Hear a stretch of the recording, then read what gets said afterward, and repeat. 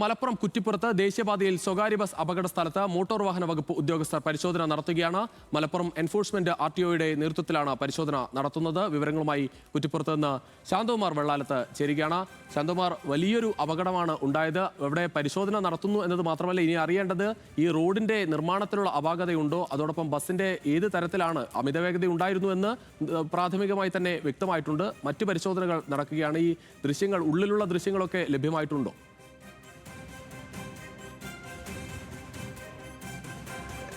രുചിഷ, enforcement RTOന്റെ നേതൃത്വത്തിലാണ് ഇപ്പോൾ ഈ പരിശോധന നടക്കുന്നത്. അതായത് ഈ ബസ് വലിയ ഒരു അപകടത്തിൽപ്പെട്ടു, അതിൽ ഒരാളുടെ മരണം സംഭവിച്ചു, നിരവധി പേർക്ക് പരിക്കേൽക്കുകയും ചെയ്തു. അതിന് കാരണമായിട്ടുള്ള കാര്യങ്ങൾ കണ്ടെത്തുക എന്ന് തന്നെയാണ് ഏറ്റവും പ്രധാനപ്പെട്ടത്. അതിന് ഏറ്റവും പ്രധാനമായി ഉള്ളത് ഈ ബസ്സിന്റെ സാങ്കേതികമായ എന്തെങ്കിലും പ്രശ്നങ്ങൾ ഉണ്ടായിട്ടുണ്ടോ എന്നുള്ളതാണ്. അവയാണ് ഇപ്പോൾ പ്രധാനമായും ഈ മോട്ടോർ വെഹിക്കിളിന്റെ എൻഫോഴ്സ്മെന്റ് വിഭാഗം പരിശോധന നടത്തുന്നത്.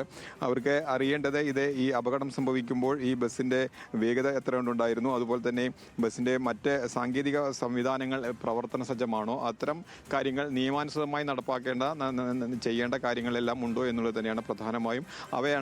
അവയെല്ലാം പ്രവർത്തന സജ്ജമായിരുന്നു എന്ന് തന്നെയാണ് പരിശോധിക്കുന്നത്. എന്തായാലും ഈ ബസ് വലിയ ഒരു അപകടത്തിൽ പെടുകയും ഒപ്പം തന്നെ ആ ബസ് തലകീഴായി മറിയുകയും അത് രണ്ടായി പിളരുകയും, അതായത് അതിൻ്റെ ബോഡിയും ഒപ്പം തന്നെ ചേസിസും രണ്ടായി മാറുകയും ചെയ്യുന്ന സാഹചര്യമാണ് ഉണ്ടായിട്ടുള്ളത്. ഇവ വളരെ വലിയ ഒരു അപകടം തന്നെയാണ് ഉണ്ടായത്. അത് തന്നെയാണ് ഇപ്പോൾ ഈ എൻഫോഴ്സ്മെന്റ് വിഭാഗവും പരിശോധന നടത്തുന്നത്.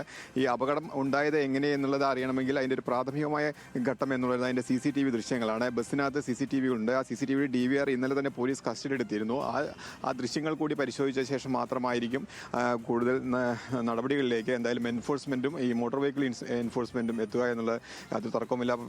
ഒപ്പം തന്നെ ബസ്സിൻ്റെ സ്പീഡ് ഗവർണർ പ്രവർത്തിക്കേണ്ടതുണ്ട്, അതിൻ്റെ GPS പ്രവർത്തിക്കേണ്ടതുണ്ട്. ഇവയുടെ എല്ലാം പ്രവർത്തിച്ചിരുന്നോ ഇല്ലെങ്കിൽ അത്തരം കാര്യങ്ങളിലെല്ലാം ഏതു വിധേനയാണ് സംവിധാനം ഉണ്ടായിരുന്നത്.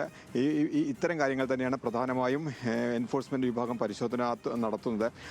ഒരു വിപുലമായ ഒരു പരിശോധന തന്നെയാണ് ഇപ്പോൾ നടത്തുന്നത്. അതായത് മലപ്പുറം എൻഫോഴ്സ്മെന്റ് RTOയുടെ നേതൃത്വത്തിൽ തന്നെയാണ് പരിശോധന ഇപ്പോൾ തുടരുന്നത്. അതിൽ ഏറ്റവും പ്രധാനപ്പെട്ട, നേരത്തെ സൂചിപ്പിച്ച പോലെ തന്നെ ഈ CCTV ദൃശ്യങ്ങൾ ഒരു പ്രധാനപ്പെട്ട ഘടകം തന്നെയാണ്.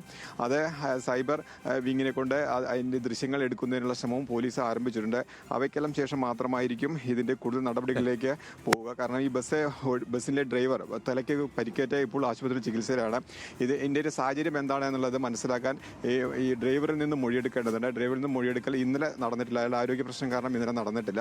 അപ്പോൾ അതുകൂടി പൂർത്തിയായതിനു ശേഷം മാത്രമായിരിക്കും അത്തരത്തിൽ ഇവയെ കണ്ടെത്തുന്നതിനുള്ള ഒരു ഏകോപിച്ചുകൊണ്ട് ഈ വിവരങ്ങൾ ഏകോപിച്ചുകൊണ്ടുള്ള ഒരു കാര്യങ്ങളിലേക്ക് എന്തായാലും മോട്ടോർ വെഹിക്കിൾ ഡിപ്പാർട്ട്മെന്റും പോവുകയുള്ളൂ.